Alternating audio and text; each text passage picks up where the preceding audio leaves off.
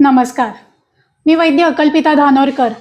आपले आयुस्वास्थ्य या विश्वजा आयुर्वेद प्रणीत चॅनलमध्ये स्वागत करते. आज आपण बघणार आहोत थायरॉइड ग्रंथीपैकी हायपोथायरॉइडिझम आणि त्याबद्दलचे आयुर्वेदिक उपचार. थायरॉइड नावाची जी ग्रंथी आहे ती गळ्याच्या खालच्या भागामध्ये साधारण 2 इंचाची फुलपाखराच्या आकाराची अशी ही छोटी ग्रंथी असते. तिच्यामधून काही स्राव निर्माण होत असतात, काही हार्मोन्स निर्माण होत असतात की जे आपल्या शरीराला उपयोगी अशी अनेक कार्य करत असतात. तर त्यापैकी T3 म्हणजे ट्राय आयोडोथायरोनिन, T4 म्हणजे टेट्रा आयोडोथायरोनिन आणि कॅल्सिटोसिन ही जी 3 संप्रेरकं आहेत ती विशेषत्वाने थायरॉइड पासून निर्माण होतात. आणि थायरॉइड ग्रंथीचं नियंत्रण जे आहे तर ती मेंदूमधली पिट्युटरी नावाची छोटीशी ग्रंथी करते. तर तिच्यामधून स्रवणारं TSH थायरॉइड स्टिम्युलेटिंग हार्मोन जे आहे तर त्याचा पण यामध्ये रोल असतो. आता थायरॉइड ग्रंथीचं कार्य जे आहे तर ते आपण बघूयात की काय काय आहे ते. तर थायरॉइड जी ग्रंथीची संप्रेरकं जी आहेत तर ती शरीराचं तापमान जे आहे तर ते नियंत्रित ठेवतात. शरीरामधील कॅल्शियम मेकॅनिझम जे आहे तर ते त्याच्या साहाय्याने व्यवस्थित चालतं. चयापचयाच्या क्रिया म्हणजे मेटाबॉलिझम जे आहे तर ते ही थायरॉइड ग्रंथी जी आहे तर ती नियंत्रित करते. मेंदूवर तिचं कार्य आहे. हृदयाची गती नियंत्रित करणं, हृदयावर पण तिचं कार्य आहे. स्नायूंवर तिचं कार्य आहे. शरीरातल्या अनेक क्रिया, अनेक अवयवांचं जे कार्य चालतं त्याचं कोऑर्डिनेशन म्हणजे साहचर्याचं काम जे आहे तर ते पण ही थायरॉइड ग्रंथी जी आहे तर ती करत असते. तर अशा तऱ्हेने ती वेगवेगळ्या पद्धतीने अनेक अवयवांवर काम करत असते. तिच्या संप्रेरकांमध्ये वाढ झाली किंवा ते कमी झाले तर ते असं का होतं? तर आता आपण बघूयात की हायपोथायरॉइडिझम. हायपो म्हणजे कमी. तर ती ग्रंथी जी आहे तिच्यातनं स्राव जे आहेत तर ते कमी प्रमाणात निर्माण व्हायला सुरुवात होते. म्हणजे त्या ग्रंथीचं कार्य जे आहे तर ते मंदावतं. आणि मग मेंदूमधली पिट्युटरी नावाची ग्रंथी जी आहे ती तिला प्रेरणा देण्यासाठी म्हणजे स्टिम्युलेट करण्यासाठी TSH थायरॉइड स्टिम्युलेटिंग हार्मोन जे आहे तर ते जास्त प्रमाणात निर्माण करायला सुरुवात करते. आणि हेच थायरॉइड ग्रंथीची जे 2 हार्मोन्स असतात की T3 आणि T4 त्यांचं प्रमाण मात्र कमी होतं. त्यामुळे जर तपासणी केली तर T3 आणि T4च्या लेव्हल्स कमी येतात आणि TSH ची लेव्हल जी आहे तर ती वाढलेली दिसते. तर अशा पद्धतीने आपण साधारण एक ही साधी चाचणी करून थायरॉइड ग्रंथीचं कार्य जे आहे तर ते बघू शकतो. तसेच त्याची शरीरावर जी आहे तर ती वेगवेगळी लक्षणं निर्माण होत असतात. तर थायरॉइड ग्रंथीचं कार्य बिघडल्यानंतर म्हणजे हायपोथायरॉइडिझमचं कार्य जे आहे किंवा हायपोथायरॉइडिझम जर झालेलं असेल तर शरीरामध्ये कुठकुठली लक्षणं निर्माण होतात ते आपण बघूया. तर त्यामध्ये सगळ्यात पहिले म्हणजे पचनावर त्याचा परिणाम होतो. भूक मंदावते, मेटाबॉलिझम स्लो होतं म्हणजे पचनक्रिया जी आहे तर ती मंदावते. आणि पचन जे आहे तर ते फक्त जठराग्नीच्या द्वारा घडतंच असं नाही, तर सूक्ष्म पचन पण घडत असतं. म्हणजे सेल्युलर लेव्हलला जे ट्रान्सफॉर्मेशन होत असतं त्याच्यावर पण परिणाम होतो. त्यामुळे फक्त जठराग्नी नाही तर इतर पांचभौतिक अग्नी, सप्तधात्वाग्नी अशा 13 प्रकारच्या अग्नींवर पण त्याचा परिणाम जो आहे तर तो होत असतो. तर पहिला म्हणजे भूक मंदावते. शरीरामध्ये ड्रायनेस निर्माण होतो. त्वचा जी आहे ती रुक्ष पडते. केस गळायला लागतात. मेंदूचं कार्य म्हणजे काही वेळेला कन्फ्युजन होणं, डिप्रेशन होणं किंवा मूड स्विंग्स जे आहेत तर ते निर्माण होतात. हृदयाच्या गतीवर परिणाम होतो, ती वाढू शकते. थंडी सहन होत नाही कारण टेम्परेचर रेग्युलेशन हे तिचं कार्य आहे. शरीरावर सूज यायला लागते. विशेषतः चेहऱ्यावर म्हणजे डोळ्यांच्या खाली आणि पायावर जे आहे तर ती सूज जास्त प्रमाणात जे आहे तर ती निर्माण होऊ शकते.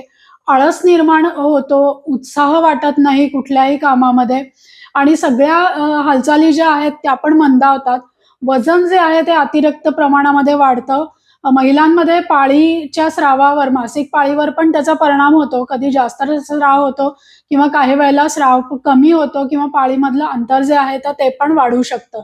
तर अशा पद्धतीने हायपोथायरॉइडिझममध्ये वेगवेगळ्या पद्धतीची लक्षणं जी आहेत तर ती निर्माण होतात.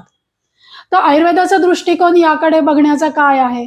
तर आयुर्वेदानुसार म्हणजे आयुर्वेदामध्ये जरी थायरॉइड ही ग्रंथी असं वर्णन नसलं, तरी या ग्रंथीनी डिस्टर्ब होणारी जी लक्षणं आहेत, तर ती दोषदुष्टी, धातुदुष्टी ह्याच्या खाली सापडतात. त्यामुळे आयुर्वेदिक ट्रीटमेंट करत असताना कुठला दोष बिघडलेला आहे, कुठल्या धातूंवर त्याचा परिणाम झालेला आहे, मलांवर परिणाम झालेला आहे का, याचा विचार करून मग चिकित्सा जी आहे तर ती ठरवली जाते.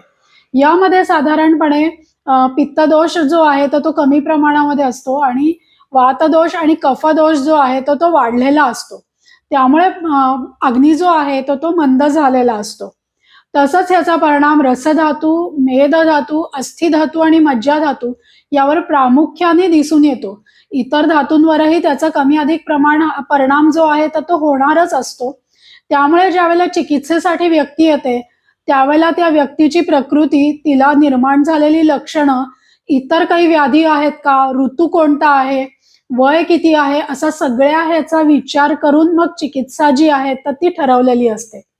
आता यामध्ये जे आहे तर साधारणपणे हार्मोनमध्ये बदल जे स्त्रियांमध्ये होतात म्हणजे प्रेग्नन्सीच्या दरम्यान किंवा मेनोपॉजच्या दरम्यान, त्यामुळे साहजिकच असं होतं की या हार्मोन्सच्या बदलाच्या दरम्यान थायरॉइड ग्रंथीचं कार्य जे आहे तर ते बिघडल्याचं आढळतं. त्यामुळे पुरुषांपेक्षा स्त्रियांमध्ये हायपोथायरॉइडिझम किंवा एकंदरीतच थायरॉइड ग्रंथीची कार्य बिघडलेले अधिक प्रमाणात जाणवतात. आता आपण बघूयात की चिकित्सा ह्याच्यावर कशा पद्धतीने करायची. तर कफ आणि वात दोष जो आहे तर तो वाढलेला आहे. कफ जर जास्त प्रमाणात वाढला असेल तर वमन चिकित्सा, वातदोष जास्त प्रमाणात वाढलेला असेल तर बस्ती चिकित्सा, गरज पडली इतर काही आजार असतील, पित्ताची दृष्टी जाणवत असेल तर विरेचन चिकित्सा, असं पंचकर्मापैकी करता येतं. पंचकर्मातली नस्य चिकित्सा जी आहे त्याचा पण खूप चांगला फायदा जो आहे तो या आजारामध्ये दिसून येतो. सगळ्यात पहिले म्हणजे पाचन करावं लागतं. म्हणजे पंचकर्माच्याही आधी, शोधनाच्याही आधी पाचन जे आहे तर ते व्यवस्थित व्हायला पाहिजे. या आजारामध्ये भूक जी आहे ती मंदावलेली असल्या कारणाने भूक वाढवण्यासाठी आणि पचन सुधारण्यासाठी जी आहेत तर ती औषधं दिलेली असतात. तसंच जीवनशैलीमध्येही बदल करणं अपेक्षित असतं. म्हणजे बैठी जीवनशैली असेल तर हालचाली वाढवणं, रोज व्यायाम करणं, रात्री वेळेवर झोपणं, सकाळी वेळेवर उठणं, दुपारी न झोपणं, भूक असेल त्या प्रमाणातच अन्न सेवन करणं. थोडक्यात म्हणजे आयुर्वेदानुसार सांगितलेली दिनचर्या जी आहे तर ती पाळली तरी या ग्रंथीचे स्राव जे आहेत ते नियंत्रित व्हायला मदत मिळते. व्यायाम जो आहे तर तो तुम्हाला आवडेल तसा कुठलाही केला तरी चालेल.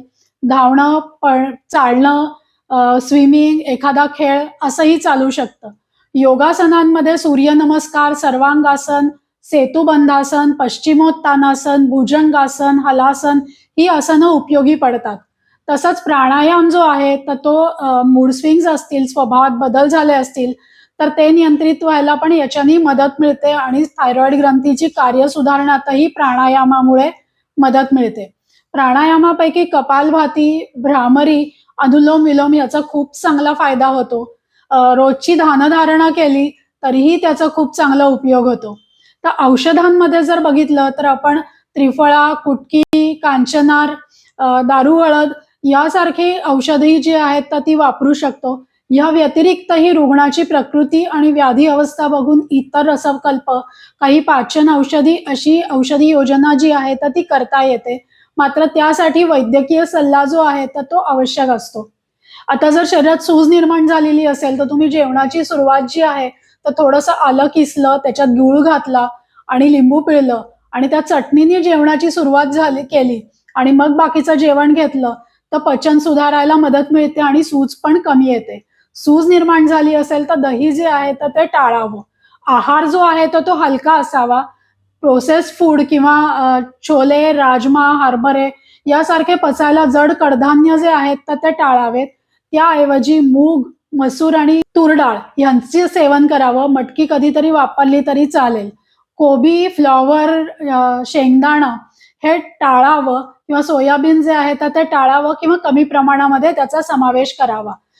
तृणधान्य जे आहेत त्याचाही खूप चांगला उपयोग होतो. म्हणजे ज्वारीची, नाचणीची भाकरी याचाही आहारात समावेश करावा. वेलीवरच्या भाज्या आहेत, अक्रोड, सूर्यफुलाच्या बिया यांचाही फायदा होतो. तर अशा पद्धतीने जीवनशैलीत बदल करून तुम्ही थायरॉइडच्या आजारावर नक्की मात करू शकतात. त्याचं रिव्हर्सलही होऊ शकतं.